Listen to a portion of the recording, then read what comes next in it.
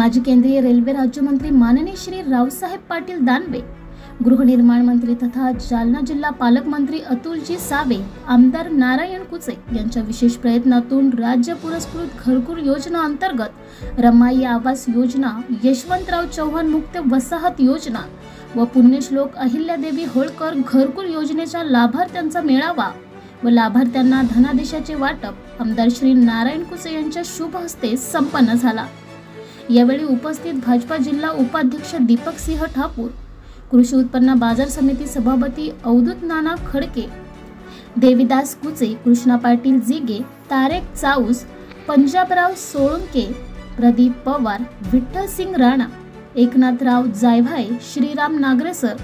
Suresh Gude, doctor Rahul Dongre, doctor Nandkishor Pingle, Pandurang Shinde, doctor Sainath Ukarde, Saurabh Kulkarni व उपस्थित सर्व प्रमुख पदाधिकारी, कार्यकर्ते, लाभार्थी, शेतकरी मोठ्या संख्येने उपस्थित होते। संपूर्ण बातमीचा आढावा घेतलाय आमचे जालना जिल्हा उपसंपादक श्री भगीरथ कचरे पाटील यांनी। ब्युरो रिपोर्ट, लोखंद वृत्तवाहिनी।